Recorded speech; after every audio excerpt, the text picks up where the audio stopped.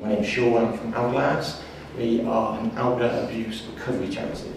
So here at Hourglass, we're the UK's only charity whose sole mission is to stop elder abuse. So as you can see, it's to stop the harm and exploitation of older people. What do I mean by older people? So the World Health Organisation characterised abuse of older people as a single or repeated act or lack of appropriate action occurring within any relationship where there is an expectation of trust which causes harm or distress to an older person.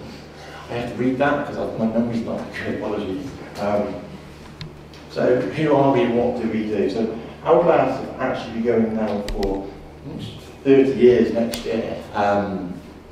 It's our 30th anniversary next year. So we were established in '93 and we launched our helpline service in 1997. So that helpline service is to help anybody over the age of 65 who's experienced abuse or thinks they're being exploited or need further help and support. So on average we receive about 8,000 calls, although I believe statistics now are close to 15,000.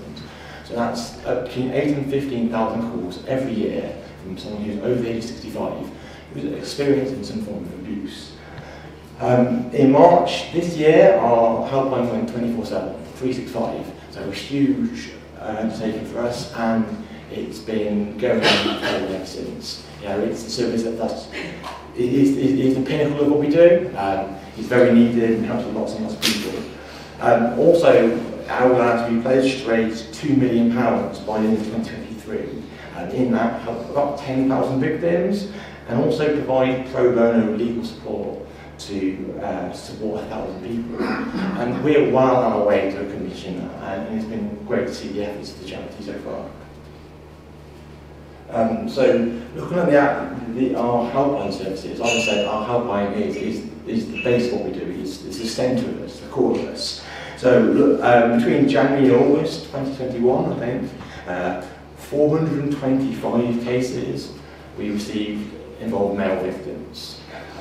That went against 828 involving female victims. And that's just highlight there is a gender split. There is the way society looks at victims, the way people don't ask for help, is reference to that. But looking in those 425 cases that were male victims, the most common type of male elder abuse that we came across is financial. In fact, 45.2% of these are calls resulted in financial abuse to a male victim. This was closely followed by physical abuse and emotional abuse. Now there's lots of different kinds of abuse we can stem from, and financial is the biggest type of abuse anybody will receive. But 45% of male victims were financially abused, which is huge. And out of that 45%, the common factor would happen in their own home. In fact, 69% of male victims that were experiencing financial abuse happens in their own home. So that's discounting all the scams that everyone gets at the moment, like PPA claims or cheap coal, cheap energy, I think is at the moment, or you get the scams from the PS9 won't speak to you, they'll arrest you, pay this fee, which I know is a very common one now. It's in their own home, so it's probably wasting the day now. So either they're looking at carers or loved ones, or people that should trust, that they should trust, are taking advantage of them, or taking their money, taking their finances. And then if we, there we go, my newest item were, so 45.2% of responding in financial abuse.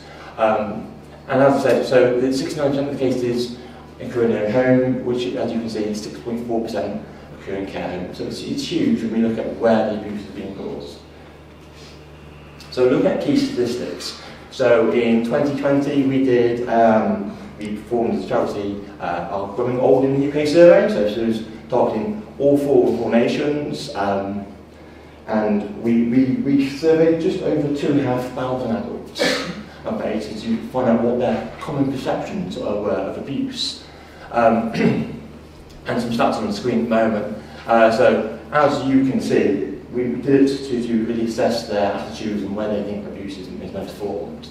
And the figures we had were actually shocking. A lot of people don't actually consider simple things like taking money or as abuse, or even physical harm, or putting that person down or demeaning that older person as abuse. So all these factors that we had coming up were absolutely shocking. Do you apologise? So after we received the call today, and thank you very much for inviting us today, by the way, I did look in quite depth about how gender makes a difference, okay?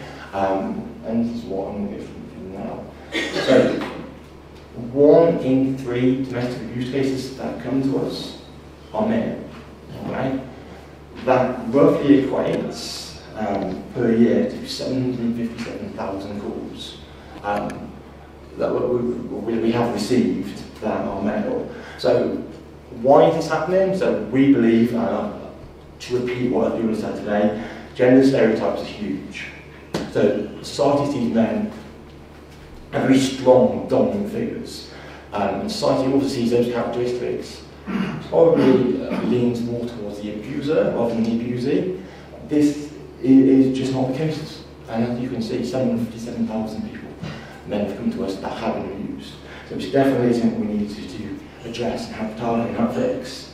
So half of male victims do not feel that they've faced domestic abuse. So it's that awareness, letting them know that that's not right, that is abuse, which is a shocking statistic. And this came from, was it Mankind Practitioner Network's meeting last year? So this is the fact that they gave us. And as you can see, there are 39 organisations across the UK that are a male victim support service. So a lot of things strive around the invisibility of how what's out there for male victims. You know, I think as Frankie said, if you Google domestic abuse, yeah, you'll receive pages and pages of female targeted support. And you know, it is really looking how can we help male victims and how can they best be served. There is lots of work to do. And I think it starts by working in the community, raising awareness in order to help them further. Okay, so whilst looking at risk factors, so general risk factors for all people, and as you can see on the screen, they do include things like reluctance. You know, what if I tell my family that I've been abused? You know, what are they going to think of me? How is that going to make me look? You know, social isolation and loneliness. You know, a lot of people, a lot of males that say they've been abused or they've been a victim of domestic abuse are then almost outcast. They're put on, not a pedestal, they're put on a seat outside of the general society in that way. Also, you have a dependency on others. So with that, we mean that lots of when male victims, because there's no help, they become a smaller unit, and where there is less support. And obviously, we have to look at things, especially with the elderly, you should look at things like disability, what's happening to that person, how they supported. Lack of capacity. Capacity is a huge thing in my line of work. In these, I'd say, 757,000 cases, you know, looking at where capacity is failing, or where there's capacity issues, power of attorney issues, it just gets very complicated, and it doesn't make nice reading, you know, but we need to help all of these people. We need to make sure, whether there's a capacity issue or not, the person has the same support, the same guidance to recover from abuse.